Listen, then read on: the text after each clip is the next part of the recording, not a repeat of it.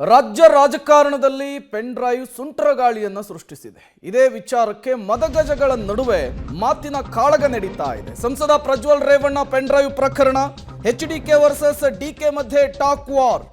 ಡಿಕೆಶಿಯನ್ನ ಮಹಾನಾಯಕ ನೀಚ ಅಂತ ಜರೆದಿದ್ದಾರೆ ಮಾಜಿ ಸಿಎಂ ಎಚ್ಡಿಕೆ. ಕುಮಾರಸ್ವಾಮಿ ಆರೋಪಕ್ಕೆ ತಿರುಗೇಟನ್ನು ಕೊಟ್ಟಿದ್ದಾರೆ ಡಿಸಿಎಂ ಡಿಕೆ ಶಿವಕುಮಾರ್.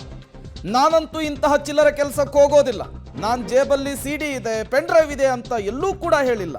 ಪ್ರಜ್ವಲ್ ನನ್ನ ಮಗ ಅಂದಿದ್ದ ಎಚ್ಡಿಕೆ ಈಗ ಯಾಕೆ ಸೈಲೆಂಟ್ ಆಗಿದ್ದಾರೆ ಅಂತ ಪ್ರಶ್ನೆ ಮಾಡಿದ್ದಾರೆ.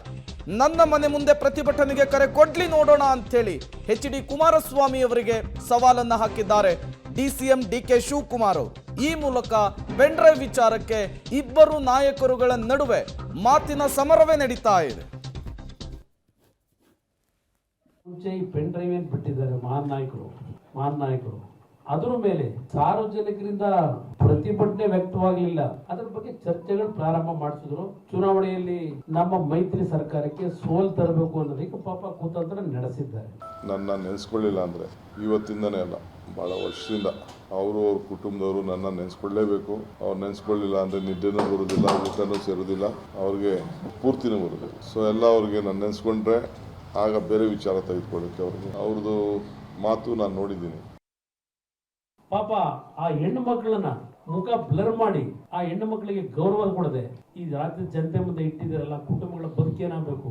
ಇದನ್ನ ಮಾಡ್ಲಿಕ್ಕೆ ಹೋಗಿ ನಿಮ್ ಕುಟುಂಬದಲ್ಲೇ ಯಾರಾದ್ರೂ ಹೆಣ್ಣು ಮಕ್ಕಳು ಈ ಪ್ರಕರಣದಲ್ಲಿ ಒಳಗಾಗಿ ಸಿಗಾಕೊಂಡ್ರೆ ನಿಮ್ ಕುಟುಂಬದ ಪರಿಸ್ಥಿತಿ ಏನಾಗುತ್ತೆ ಅಂತ ಯೋಚನೆ ಮಾಡಿದ್ರೆ ಡಿ ಕೆ ಶಿವಕುಮಾರ್ ಹೇಳಿದ್ದೀರಿ. ಎತ್ತ ತಾಯಿ, ಮದುವೆ ಆದಂತ ಹೆಂಡತಿ, ಜನರಾದಂತ ಹೆಣ್ಣು ಮಗಳು, ಈ ಮೂರು ಜನಗಳ ಮೇಲೂ ಅವರಲ್ಲಿ ಯೌವನ ಅನ್ನೋದಿದ್ದಾಗ ನಾವು ಎಚ್ಚರಿಕೆಯಿಂದ ಅವರ ಮೇಲೆ ಒಂದು ಕಣ್ಣಿಟ್ಟಿರ್ಬೇಕು ಅಂತ ಹೇಳ್ತಕ್ಕಂಥ ಇಂಥ ನೀಚ ಮನಸ್ಸಿನ ವಿಕೃತ ಮನೋಭಾವದ ಡಿ ಕೆ ಶಿವಕುಮಾರ್ ಎತ್ತ ತಾಯಿಯ ಬಗ್ಗೆ ಆ ಯೌವನವನ್ನ ಇವತ್ತು ಇದ್ದಾಗ ಯಾವ ರೀತಿ ಅವ್ರ ಬಗ್ಗೆ ಒಂದು ಕಣ್ಣಿಟ್ಟಿರಬೇಕು ಅಂತ ಹೇಳ್ತಕ್ಕಂಥ ನಿಂತ ನೀಚ ನೀನು ಇವತ್ತು ನಾಡಿನ ಹೆಣ್ಣು ಮಕ್ಕಳಿಗೆ ಗೌರವ ಕೊಡ್ತೀಯಾ?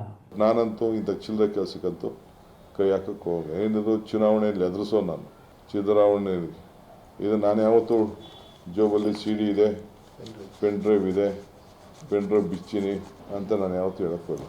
ಇದೇ ನೋಡಪ್ಪ ಕರೆದಿದ್ದೀನಿ ನಾನು, ಪಾಪ ಅಲ್ಲಿಗೆ ಅಸೆಂಬ್ಲಿಗೆ ಬಾ ಅಂತ ಕರೆದಿದ್ದೀನಿ. ಅದು ನಮ್ಮ ಬ್ಲಡ್, ಅದು ಬೆಂಗಳೂರು ಕೆಂಪೇಗೌಡರು ಬೆಂಗಳೂರು ಡಿಸ್ಟಿಕ್ ಬ್ಲಡ್, ಅದು ಅರ್ಥ ಆಯ್ತಾ?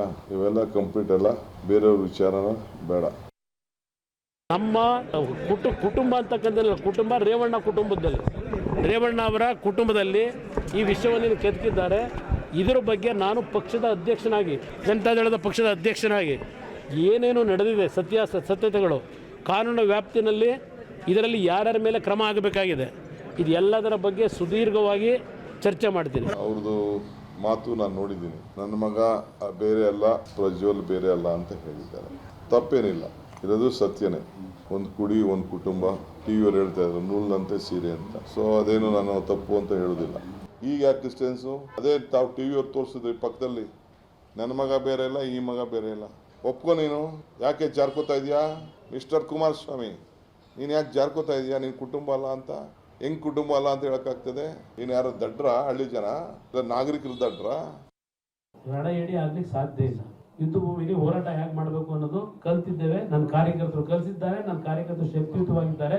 ಒಂದು ಎಚ್ಚರಿಕೆಯನ್ನ ಕೊಡ್ತೇನೆ, ಇನ್ನ ಮುಂದಕ್ಕೆ ನಿಮ್ಮ ಕಾರ್ಯಕರ್ತರನ್ನ ಬಿಟ್ಟು ದುಡ್ಡು ಕೊಟ್ಟು ಮಗನ್ ಮಾಡಿ ಆ ಒಂದು ಕಾರ್ಯಕರ್ತರುಗಳ ಮುಖಾಂತರ ಪ್ರತಿಭಟನೆ ಮಾಡಿ ನಮ್ಮನ್ನ ಎದುರಿಸ್ತೀರಿ ಅಂತ ತಿಳ್ಕೊಂಡಿದ್ರೆ ನಾಳೆ ಬೆಳಗ್ಗೆ ನನ್ನ ಕಾರ್ಯಕರ್ತರಿಗೆ ನಾನು ಒಂದು ಕರೆ ಕೊಟ್ರೆ ನೀವು ಬೀದಿಲಿ ಓಡಾಡ್ಲಿಕ್ಕೆ ಆಗೋದಿಲ್ಲ. ತಯಾರಾಗಿದ್ದೇನೆ. ಅದಕ್ಕೆ ನಾನು ಕಾನೂನನ್ನ ನಾವು ಕೈಗೆತ್ಕೋಬಾರ್ದು ಅಂತ ಮೌನಕ್ಕೆ ಶರಣಾಗಿದ್ದೇವೆ. ಸ್ವಲ್ಪ ಎಚ್ಚರಿಕೆಯಿಂದ ಕೆಲಸ ಮಾಡಿ ಪ್ಲೀಸ್.